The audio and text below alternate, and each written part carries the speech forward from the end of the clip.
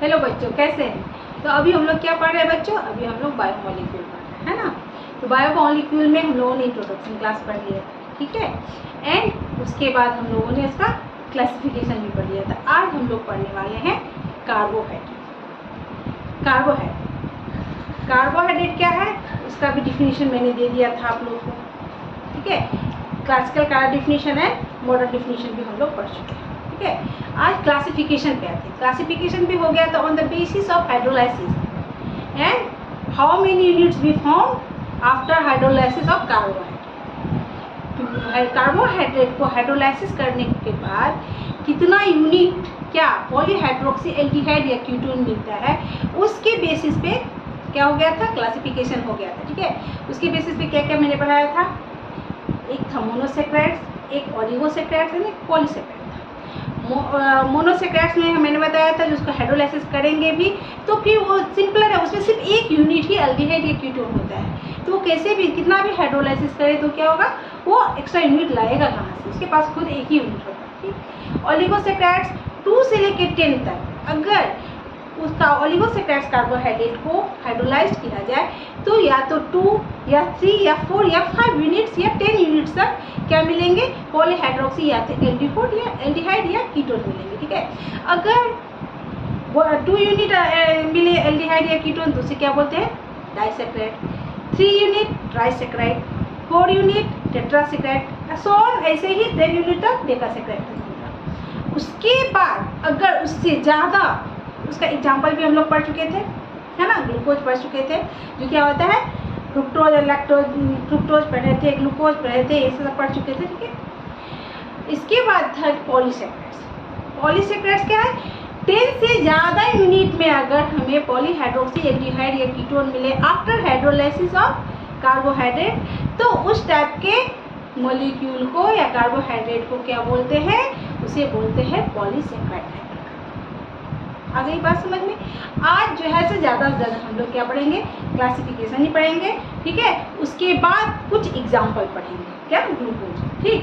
तो क्लासिफिकेशन ही बहुत सारे हैं। पहले तो ऑन द बेसिस ऑफ क्या है, पहले on the basis of reducing agent, उसके ऑन द बेसिस ऑफ क्या फंक्शनल ग्रुप, उसके बाद है on the basis of number of carbon. इस आधार पे हम लोग क्लासिफिकेशन करते चलेंगे। तो चलिए स्टार्ट करें classification of hydrocarbon.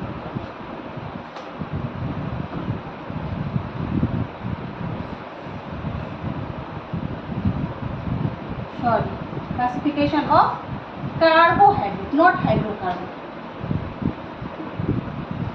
Carbohydrate.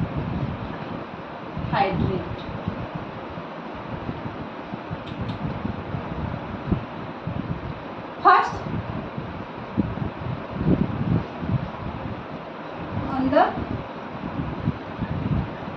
basis of reducing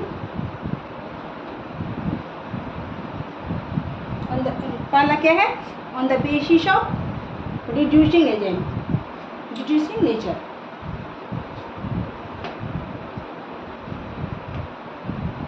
reducing nature means क्या, ऐसे हाइड्रोकार्बन एल्डिहाइड जो होता है वो फॉलेंस या टॉलेंस रिएजेंट या फेलिंग सॉल्यूशन में क्या होता है, रिड्यूस हो जाता है ना, मालूम है ना।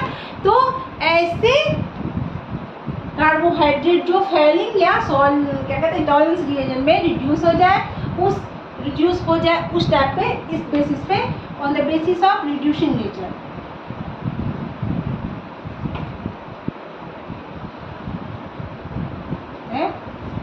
ये क्या है,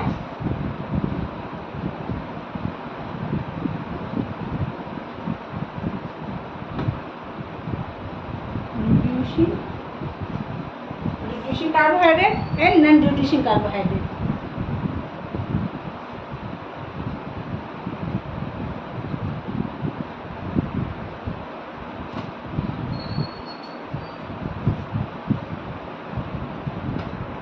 रिड्यूसिंग कार्बोहाइड्रेट को शुगर भी बोलते हैं, ठीक है, एंड नॉन रिड्यूसिंग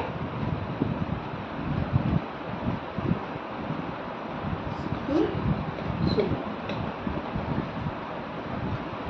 जितने भी मोनोसेक्राइड्स होते हैं, क्या होते हैं, ऑल मोनोसेक्राइड्स,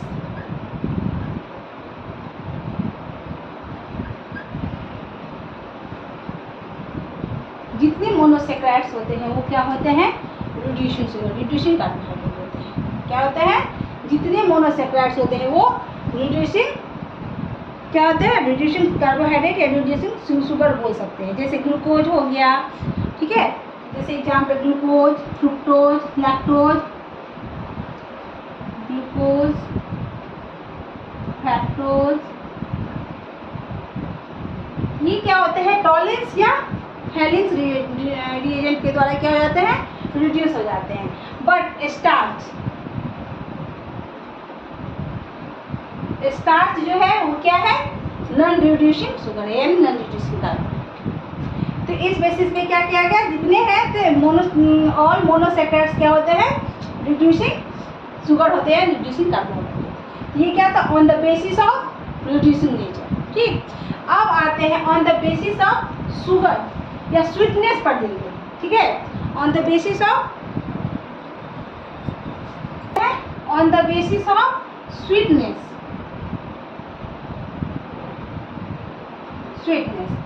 तो मोनोसेक्राइड्स एंड ओलिगोसेक्राइड्स क्या क्या होते हैं, वो शुगर एंड क्या होंगे, नॉन शुगर।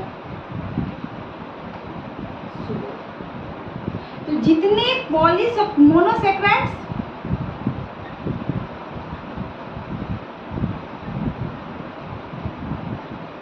एंड ऑलमोस्ट लगभग ओलिगोसेक्राइड्स,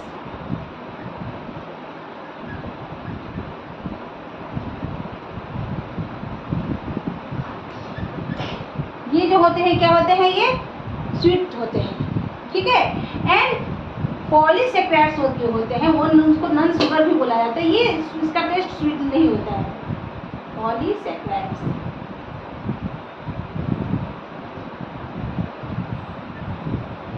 पॉलीसेक्राइड्स जो होते हैं वो नॉन शुगर होते हैं। ये हो गया on the basis of sweetness. अब क्लासिफिकेशन करते हैं on the basis of number of carbon atom. क्या होता है, on the basis of number of carbon atom, basis of number of carbon atoms, कितने कार्बन एटम इसमें प्रेजेंट है, उस बेसिस पे जो है इसको क्या क्लासिफाई किया गया। ठीक है, अगर एक कार्बन का कार्बोहाइड्रेट है तो उसे क्या बोलेंगे, ट्रायोज। ठीक है,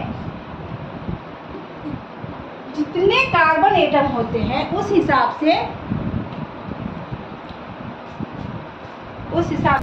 अगर 3 कार्बन एटम है, मान लीजिए 3 कार्बन एटम है, 3 कार्बन एटम,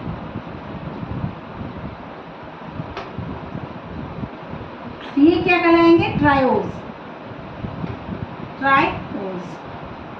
ट्राई मतलब 3 ओज शुगर होता है, यानी कार्बोहाइड्रेट का साथ। 4 है तो टेट्राओज,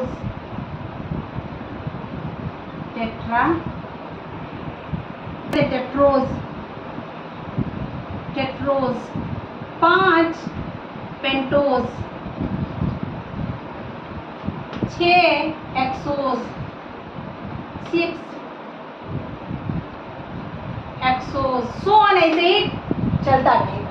ठीक है, तो अगर कार्बन एटम है तो उस हिसाब से इसका क्या होगा, ओज लगता चला जाएगा। Diose, triose, tetraose, tetrose, pentose, hexose, heptose, ऐसे आगे सो ऑन चलता है। तो ये क्या हो गया, on the basis of number of carbon atom, जितने कार्बन एटम होंगे उस हिसाब से इसका क्लासिफिकेशन होगा और उस हिसाब से उसका नोमेनक्लेचर होगा, मीनिंग होगा। ठीक है, आगे बात समझ में। अब आते हैं ऑन द बेसिस ऑफ क्या, ऑन द बेसिस, अब आते हैं on the basis of functional group.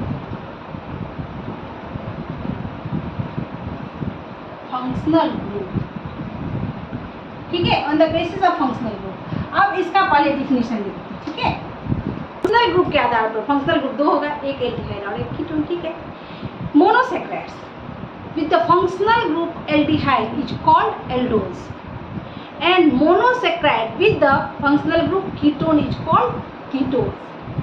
ठीक है, तो अगर पहला तो देखते हैं, अगर एल्डिहाइड जुड़ा हुआ हो, ऐसा मोनोसैकेराइड है जो एल्डिहाइड हो जिसमें, वो क्या कहेगा, एल्डोज।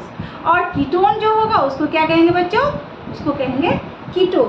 तो चलिए इसका फॉर्मूला ये लिख लेते हैं।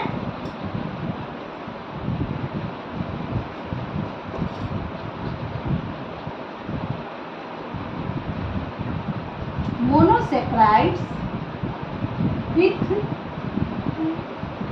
the aldehyde group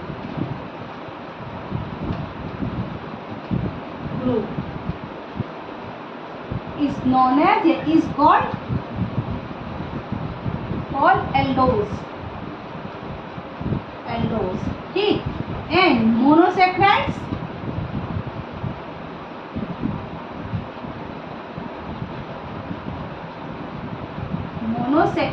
with the functional group, the ketone group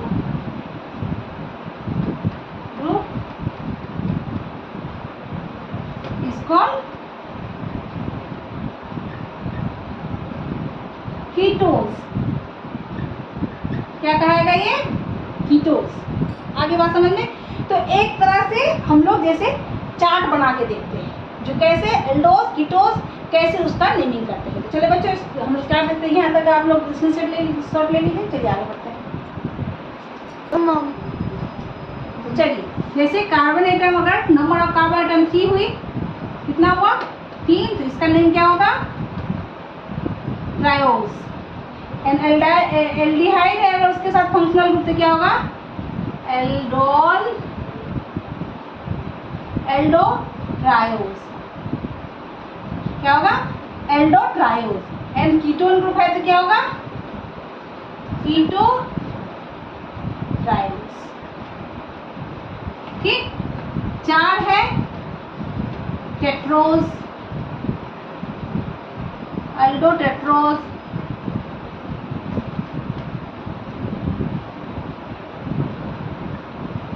यहाँ कीटोटेट्रोस।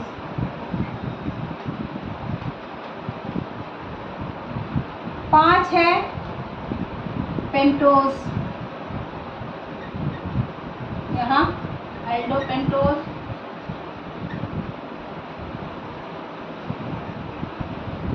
एंड कीटोपेंटोस। सो ऑन, ऐसे ही चलता रहेगा। ये ग्रुप है, नंबर ऑफ कार्बन के हिसाब से उसका नेमिंग क्या होगा, जनरल नेम। एंड इसका अगर एल्डिहाइड ग्रुप जुड़ा होगा तो क्या होगा, एंड अगर क्या है कीटोन ग्रुप जुड़ा रहेगा तो उसका नेमिंग होगा। तो इस तरह से हम लोगों ने क्लासिफिकेशन कर लिया किसका, कार्बोहाइड्रेट का। कार्बोहाइड्रेट का क्लासिफिकेशन हम लोग ने कितने तरीके से किया।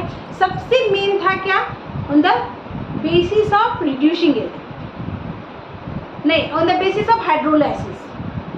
जो किसी कार्बोहाइड्रेट को हाइड्रोलाइज करने पर कितना यूनिट एल्डिहाइड या पॉलीहाइड्रोक्सी एल्डिहाइड या कीटोन निकलते हैं, कि यूनिट्स बनते हैं, उसके आधार पे जो किया गया था क्लासिफिकेशन, वो सबसे मेन था। वो क्या था, कितने तरह के थे वो, 3 तरह के। कौन कौन, monosaccharides, oligosaccharides and polysaccharides.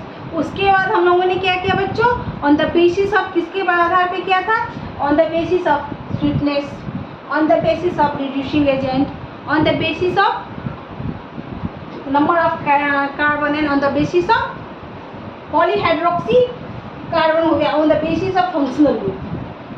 Functional group आएगा जैसे एल्डिहाइड और कीटोन, पॉलीहाइड्रोक्सी एल्डिहाइड और कीटोन, यानी on the basis of presence of aldehyde और पॉलीहाइड्रोक्सी एल्डिहाइड और कीटोन।